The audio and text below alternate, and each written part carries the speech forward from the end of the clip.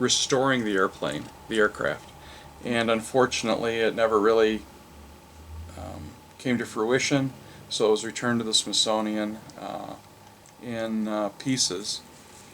One of the other photographs I have here is an image of a floor, probably at Abrams, covered in basically 8 by 10 images, photographs that were taken of an area, showing the topography of an area, and they're laid on top of one another, forming that. And they would use magnifying glasses to look at the topography and that. And this is how they laid them out onto the floor, something you don't see very often. One of the other things that you don't see either is an actual CAD log of their photographic equipment and that Abrams actually built locally in Lansing.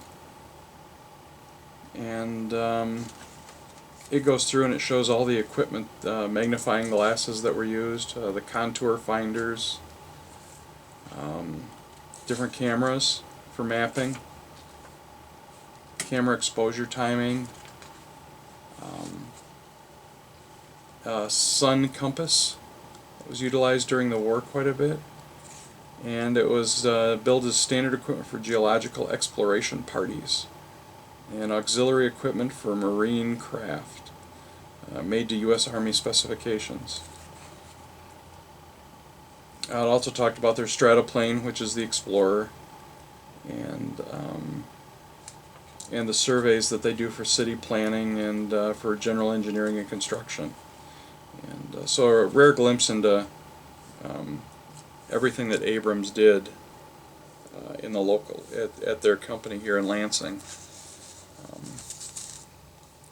The other thing with Ted Abrams being the father of aerial photography is he actually wrote a book that was a handbook, a school book, The Essentials of Aerial Surveying and Photo Interpretation.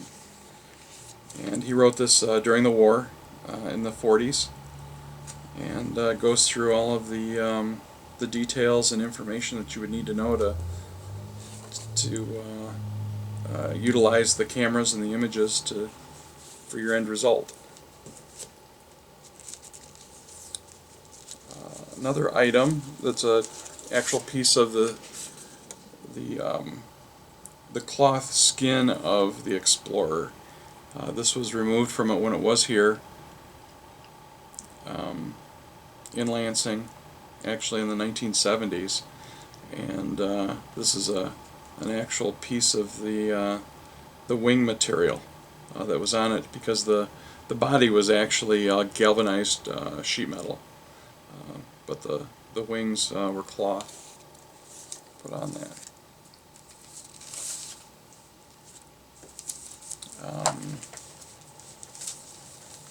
Ted gave numerous talks over the time period, and here's a talk of his, probably from the 30s, the late 30s, for mapping airplanes in their future.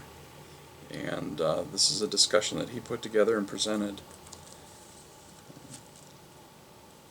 Both Ted and his wife were both pilots, and following Lindbergh's successful flight from New York to Paris, there was a big push on for aviation in the States and for creating more airports and landing spaces. And Ted and his wife would participate in air tours. And this is an envelope that was actually flown on the Pathfinder plane that he piloted during the 2nd Michigan Annual Air Tour. And the idea behind the air tour was to locate areas where airports could be installed, could be built, and that. And this one was actually the first airmail out of the Cadillac, Michigan airport, and is signed by Ted as the pilot. As part of that air tour, the others that participated in it with their planes and that produced a souvenir silver dollar for Ted, and this is out of his personal collection. This silver dollar has the back engraved with an outline of the upper and lower peninsula of the state of Michigan, and with the names of all the participants in the 1931 air tour on it. And so I'm sure that may have been a pocket piece that he carried at one point. But there were 22 points or stops that are noted on the coin itself. And so quite a unique little item from Ted. A lot of the photographs in that I've got here came out of the CurtissWright Archives that someone had purchased and broke up, because it's rare that you find nice intact small archives of photographs for a particular airplane, and so I was fortunate enough to do that. And then the photographs of the construction of the airplane actually came out of Michigan, and seeing all those, there are a few that are known out there, but to see such a variety of them is scarce in putting it together. So it's nice to bring everything together about the history of the plane. And you also have a model? Oh yeah, this is a model that was put together probably in the 70s or so. Made out of plastic, and it's got diagrams with it to show, but you would cut out these and then put them together, which is unusual. I mean, being such a unique aircraft, kind of a neat little item for people to put together and have that as part of their collection.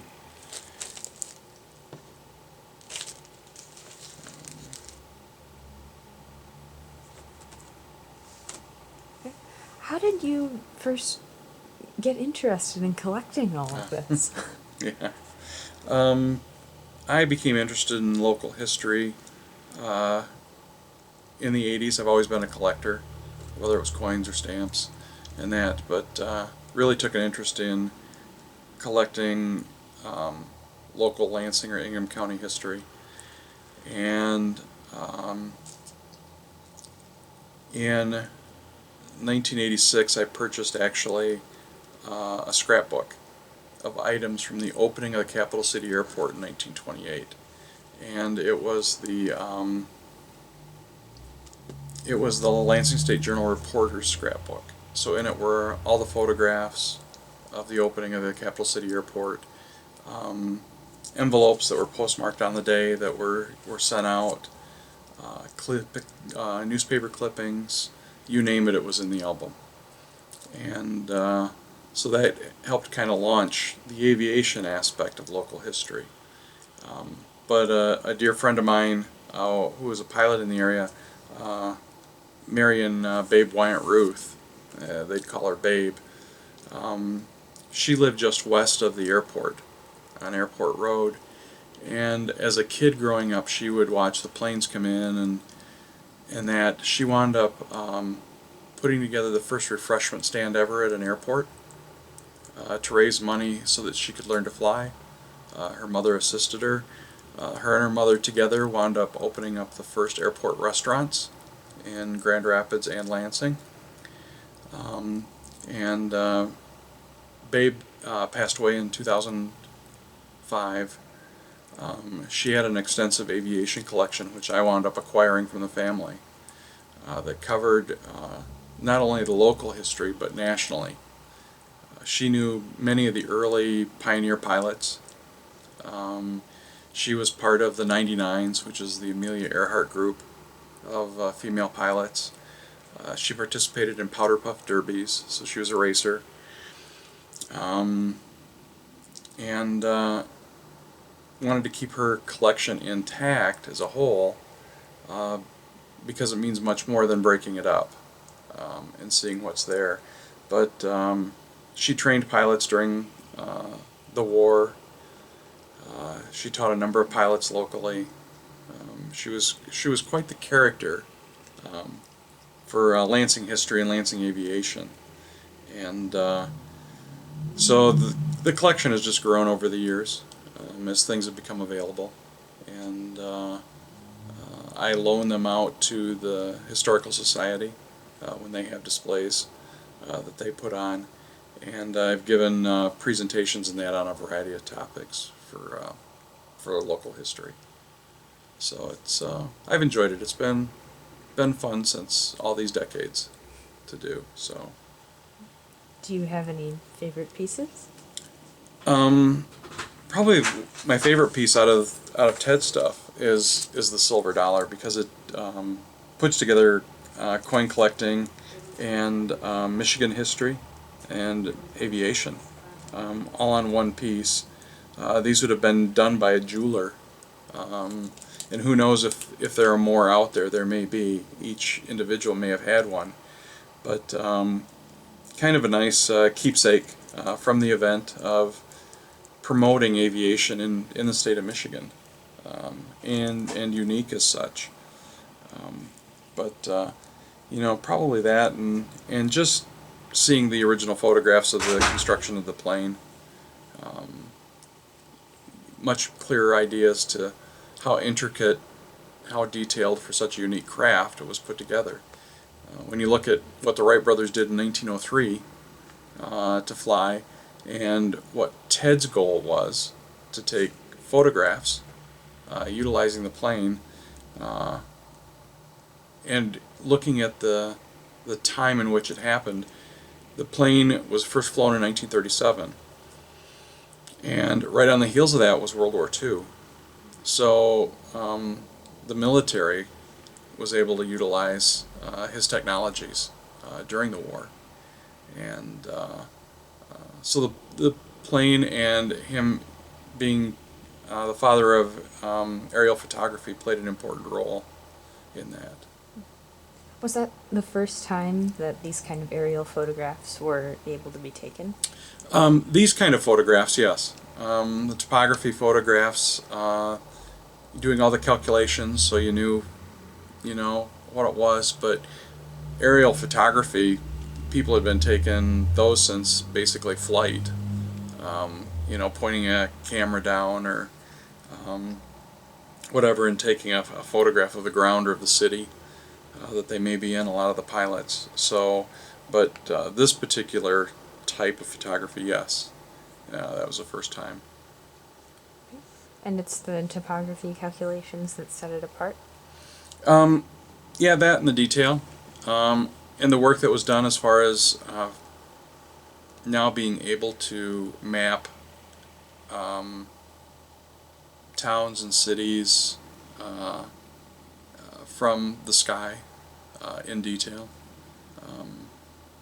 And it would help with whether you're putting in a highway, if a city's going to expand, what changes need to be made, things like that. Otherwise you just have a ground view. And so this led the way for a lot of communities. Do you hope that any of the pictures or the artifacts you have here could be put into a display in the planetarium? Oh yeah. I think we'll probably utilize some of them as part of the display that we're going to be updating, just to give people a wider perspective as to who Ted and Leota were in the much bigger picture. Have you ever met the Abrams family? I have not. No, I have not. I'm sure I will one day. And talk to the nieces and the nephews there. It would have been fun to know Ted. I mean, their contribution to Michigan State University and to other organizations and that just goes on. So, from that standpoint, they're constantly giving, and their name's important to the area. What they've done for Michigan State University, or what they've done for the community.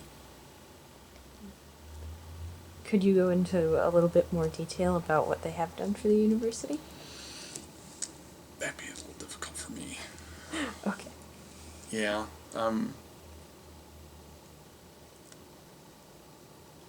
I don't know all the details, but the MSU Vet Clinic, I know that they would sponsor that. The planetarium obviously is a keystone to that in the relationship. And I know there are other places over the years, I'm sure, that have benefited on the university. One of the other things that the planetarium used to do, and I think they still may, is they were really interested in genealogy. So the state of Michigan had one of the better genealogy collections in the country, and they would give grants annually to that to support genealogy at the state library. A few years ago, that wound up being moved to the archives, and so I believe that they now give funds to the archives to preserve the genealogy collection at the state of Michigan. But it was like one of the top 5 locations in the nation for doing research for families. So played a role.